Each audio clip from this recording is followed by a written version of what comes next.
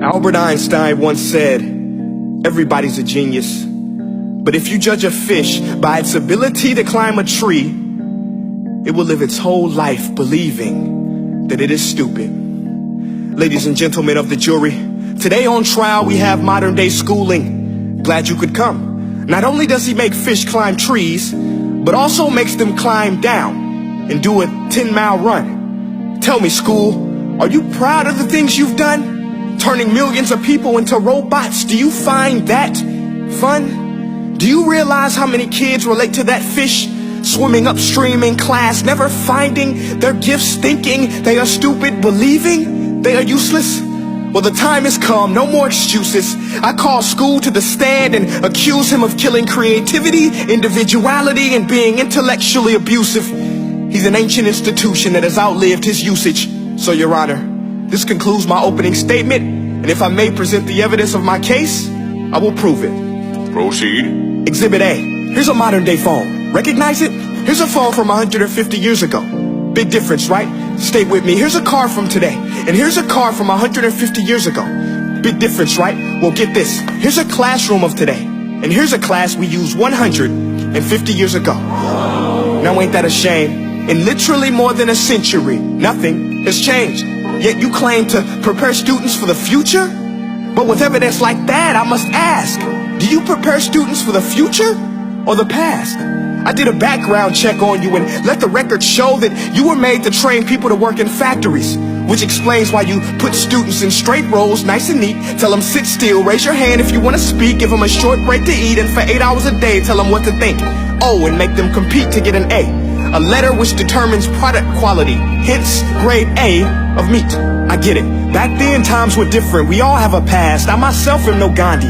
But today, we don't need to make robot zombies. The world has progressed. And now we need people who think creatively, innovatively, critically, independently, with the ability to connect. See, every scientist will tell you that no two brains are the same. And every parent with 2 or more children will confirm that claim. So please explain why you treat students like cookie cutter frames or snapback hats, giving them this one-size-fits-all crap. Watch your language. Sorry, Your Honor, but if a doctor prescribed the exact same medicine to all of his patients, the results will be tragic. So many people will get sick, yet when it comes to school, this is exactly what happens, this educational malpractice, where one teacher stands in front of 20 kids, each one having different strengths, different needs, different gifts, different dreams, and you teach the same thing the same way? That's horrific. Ladies and gentlemen, the defendant should not be acquitted. This may be one of the worst criminal offenses ever to be committed. And let's mention the way you treat your employees. Objection. Overruled. I want to hear this. It's a shame. I mean, teachers have the most important job on the planet, yet they're underpaid? No wonder so many students are short-changed. Let's be honest. Teachers should earn just as much as doctors, because a doctor can do heart surgery and save the life of a kid. But a great teacher can reach the heart of that kid and allow him to truly live. See, teachers are heroes that often get blamed, but they're not the problem.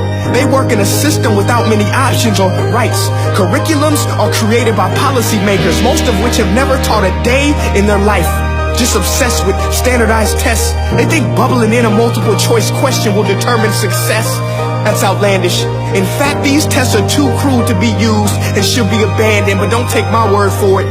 Take Frederick J. Kelly, the man who invented standardized testing, who said, and I quote, "These tests are too cruel to be used and should be abandoned." Ladies and gentlemen of the jury, if we continue down this road, the results will be lethal. I don't have much faith in school, but I do have faith in people.